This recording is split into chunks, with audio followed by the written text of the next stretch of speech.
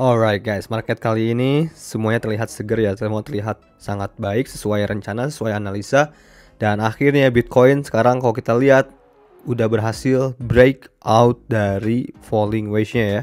Dan juga breakout dari downtrend RSI-nya ya, seperti yang dibahas pada video kemarin. Dan kalau kita lihat nih, volume yang terbentuk saat dia hampir breakout dan mau breakout sebenarnya udah mulai naik ya guys ya. Oke, gua akan memperlihatkan salah satu statement yang menarik yang tadi keluar pada sebuah acara Coinvest ya guys ya. Tadi hari ini ada acara Coinvest ya. Ini ya. Coinvest 2021 Bull versus Bear ya. Ini acara yang menarik menurut gua, dan sekarang gua akan putar ini sebuah pernyataan yang menarik ya dari Pak Ray selaku CEO dari Thrift ya guys. Dia menjabarkan mengenai on-chain data dari pergerakan transaksi Bitcoin ini guys. Oke, langsung aja kita lihat ya. Ini menarik banget loh guys. Jadi biasanya kalau institusi beli kan otomatis mereka harus pindah ke kustodian tuh. Jadi istilahnya ditaruh cold storage lah, nggak ditaruh di dalam exchange ya kan. Nah, biasanya kita ngelihat dari jumlah holder Bitcoin itu bertambah atau enggak. Nah, kebetulan dari selama bear market ini yang kita lihat institusi itu bertambah. Jadi nggak berkurang. Jadi kalau kita melihat salah satu metrik yang teman-teman bisa gunakan, kalau teman-teman mau lihat ini, teman-teman bisa bayar di Glassnode. Itu kalau yang gratisan nggak ada soalnya. Jadi pengelompokan address Bitcoin berdasarkan pemiliknya. Jadi identity based on blockchain itu. Jadi kelihatan misalnya institusional ini hold berapa, institusional ini hold berapa, institusional ini hold berapa. Nah, itu semua termasuk beberapa institusi itu so far saat ini kita lihat semuanya bertambah dan nggak ada yang jual gitu loh. Menurut gua sih ini salah satu pernyataan yang membuat Bitcoin semakin nampak sudah di area-area yang menarik gitu guys. Dan ya pada area-area kemarin jelas sekali ya, pada saat gua kodein untuk beli di area sini, memang sudah area yang paling tepat banget guys ya. Pada saat di area sini ya, di area 29 ribuan udah area yang sangat tepat banget untuk membeli Bitcoin saat itu, ataupun Ethereum ataupun altcoin lainnya pada saat itu guys. Dan untuk sekarang ya kalian tinggal menikmatin aja ya yang udah beli di area situ. Di sini juga kita ya selaku channel Ihsan Agas dan juga segmen ini ya Crypto Time, grupnya juga mensupport ya atas acaranya Crypto Fest tadi ya. Ini juga ada logo kita, logo channel di grup Telegram kita. Jadi intinya pada video itu jelas ya, bahwa selama bear market ini, selama terjadinya penurunan ini, sesuai dengan apa yang gua analisa juga, terjadi akumulasi ya oleh para instansi ya guys saat terjadinya dip. Jadi ini ya sama sesuai dengan yang gua bahas, bahwa area sini yaitu area dari 28.000 sampai area 30 ribuan adalah area yang sangat ideal untuk beli atau akumulasi ya. Oke, sekarang kita langsung aja ya bahas mengenai analisis teknikal mengenai Bitcoin, Ethereum dan juga Cardano. Let's go. Gas bro.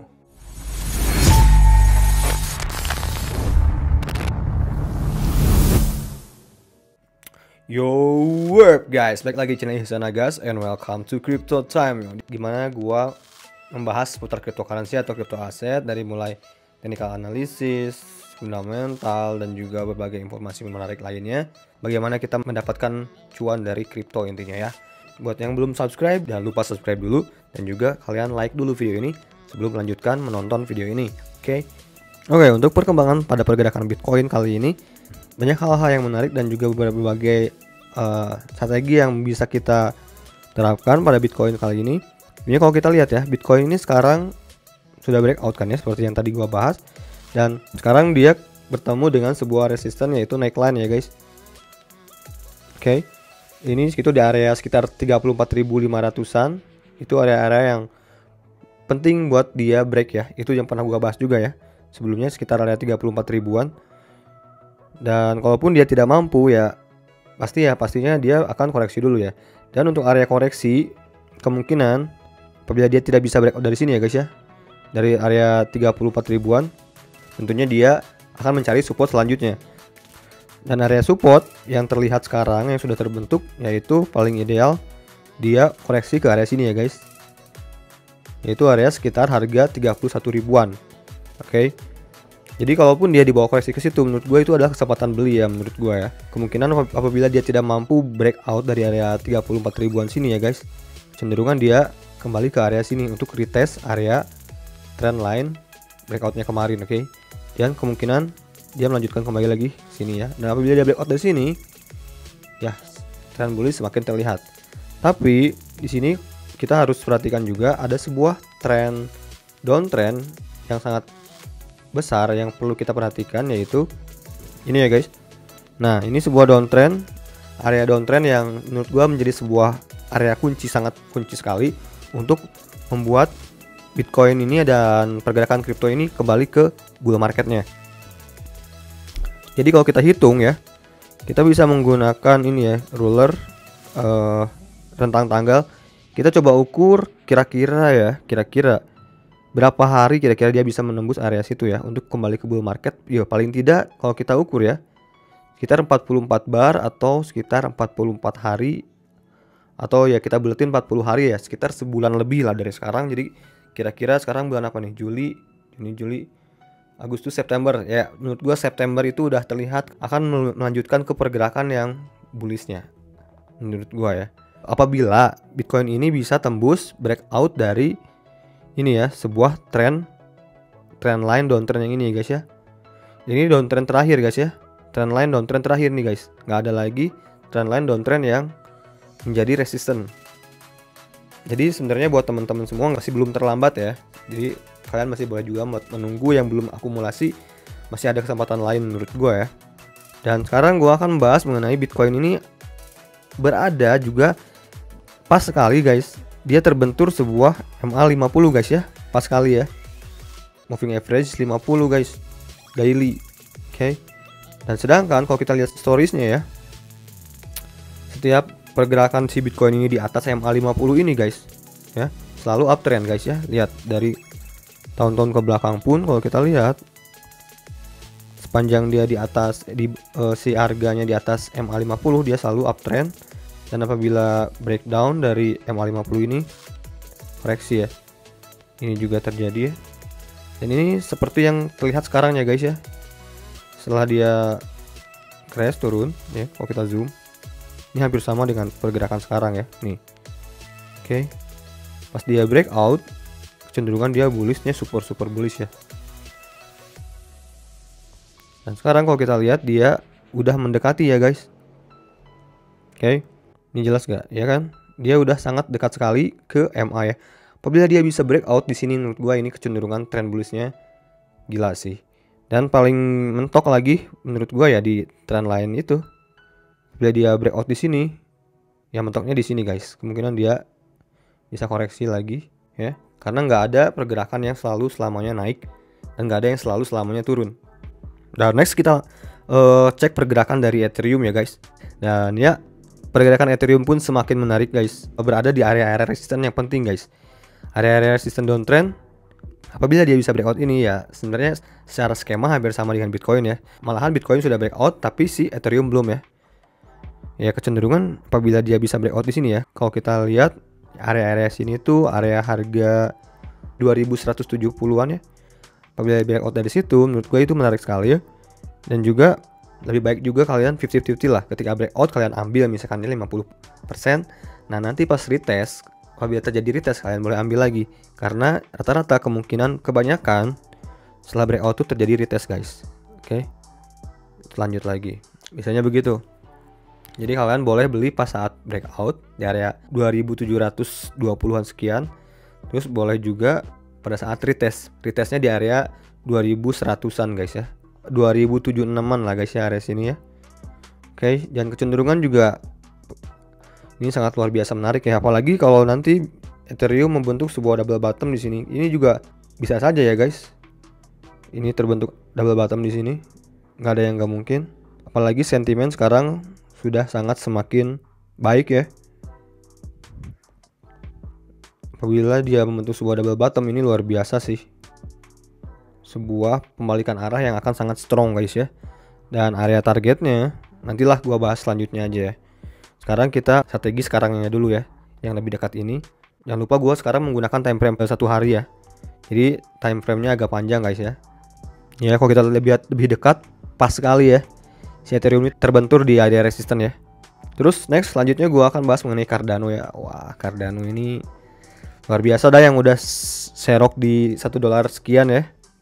Gue juga udah serok di $1 sekian ya, udah cuan 20%-an lah dalam 1 hari, 2 hari, 2 harian ya. Lumayan lah ya. Upside-nya masih tinggi, upside-nya kita butuh berkali-kali lipat ya dari sini ya. Tunggu saja, semoga. Nah, kalau kita lihat pergerakan dari Cardano ya, ini gue menggunakan time frame 4 jam. Juga hampir sama dengan Ethereum, dia hampir terbentur sebuah resisten trendline ini ya guys. Kalau kita lihat di time frame 4 jam ini ya, ini kecenderungan si Cardano itu membentuk sebuah inverted head and shoulder ya. Hampir membentuk inverted head and shoulder, tapi agak kurang rapi sih ya. Dan ya, ini juga butuh konfirmasi sama seperti Ethereum, apabila dia bisa breakout dari sini, dari trend ini ya guys ya. Area sini ya kecenderungan dia bullish ya. Terus area resistannya apabila dia breakout dari situ, sebenarnya ini banyak juga ya resisten yang terbentuk. Tapi kalau kita lihat menggunakan time frame 1 harian,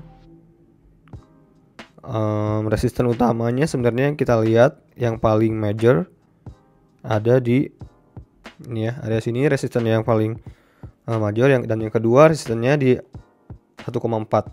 Yang pertama di 1,367, yang kedua di 1,477 guys. Tapi sebenarnya yang paling menarik sekarang tuh di Bitcoinnya ya guys ya, dibanding altcoin.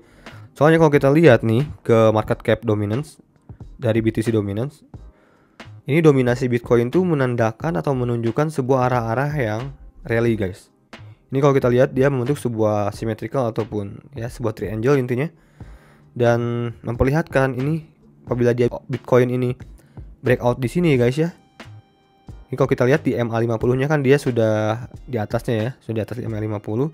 Dan ini sebuah tanda-tanda Bitcoin dominance nih, atau dominasi Bitcoin itu akan kemungkinan naik guys. Jadi ini agak sedikit mengancam terhadap altcoin ya, seperti Ethereum, Cardano dan lain-lain. Atau mungkin Ethereum dan Cardano nggak akan begitu impact ya. Mungkin altcoin yang market cap-nya kecil-kecil dan juga tidak memiliki story dan fundamental yang kuat, menurut gua akan terseok-seok. Dan menurut gua seperti token coin seperti gaming, NFT gaming, menurut gua itu nggak akan terganggu ya, karena dia punya ekosistemnya sendiri, dan ya secara komunitas juga kuat, dan secara kebutuhan dan permintaan banyak. Menurut gua yang perlu kalian perhatikan untuk altcoin sebenarnya, selain yang gua sebut tadi seperti Ethereum dan Cardano, menurut gua sekarang kalian perlu perhatikan koin-koin NFT gaming guys. Seperti ya banyak udah gua sebut juga. Ada rekomendasi 10 koin ya yang menurut gua bisa uptrend di tahun ini. Kalian tonton videonya, gua akan masukin lah linknya di deskripsi di bawah ya. Oh ya, ngomong-ngomong masalah institusi ya guys ya, kalian bisa ngecek di bitcointreasuries.net ya guys, untuk melihat institusi apa aja yang memegang Bitcoin ya, dan sebanyak apa gitu. Ini kalau kita lihat secara value paling banyak yaitu MicroStrategy ya, punyanya Michael Saylor. Dan yang kedua Tesla ya. Oh iya, ini ya. Masalah smart money. Kita tuh harus mengikuti pergerakan smart money ya guys. Yang dimaksud pergerakan smart money itu bagaimana pergerakan institusi. Institusi kan selalu beli pada saat bear ya guys ya. Kecenderungan seperti itu. Pada saat terjadinya bear atau penurunan, di mana disitulah masuknya institusi. Dan seperti yang tadi dijelaskan oleh Pak Ray ya, udah jelas kalau institusi itu selama bear market ini bukannya berkurang atau menjual, tapi semakin bertambah kepemilikannya guys. Jadi menurut gua kalian harus mengikuti yang seperti itu. Di saat market nih turun, bukannya kalian panik dan cut loss, tapi kalian harus berpikiran seperti halnya sama dengan institusi-institusi besar. Jadi untuk bergerak, untuk menyerok dan mengambil posisi lebih banyak guys. Ini ada sebuah quote, kamu sebenarnya you make most of your money in a bear market guys. You just don't realize it at the time. Ya, jadi kamu intinya akan membuat banyak sekali duit ya pada saat bear market, atau pada saat market sedang turun, sedang merah, luar biasa merah, dan kamu sekarang tidak menyadarinya bahwa inilah gitu ya guys ya. Pada saat ini kalian tidak menyadarinya kalau ini adalah saat-saat yang sangat tepat. Karena nanti apabila sudah bull market, menurut gua ya kalian tinggal menyaksikan dan nonton aja gitu, karena kita sudah akumulasi di bear market gitu kan. Pada saat bull market terjadi, kalian tinggal menikmati apa yang sudah kalian tabung, apa yang sudah kalian tanam gitu guys. Oh ya, untuk menambah sebuah keyakinan, menurut gua kalian harus menambah daya pengetahuan terhadap apa yang kalian beli dan kalian miliki. Apabila kalian udah cukup teredukasi, menurut gua kalian akan yakin apa yang kalian beli itu hal yang bervalue guys, dan memiliki nilai tumbuh yang sangat luar biasa. Apalagi Bitcoin, sebuah deflationary asset ya. Oke lah, mungkin segitu dulu video dari gua. Semoga video kali ini bermanfaat seperti biasa. Sampai ketemu di video gua selanjutnya. Salam cuan to the moon, gas bro, and peace.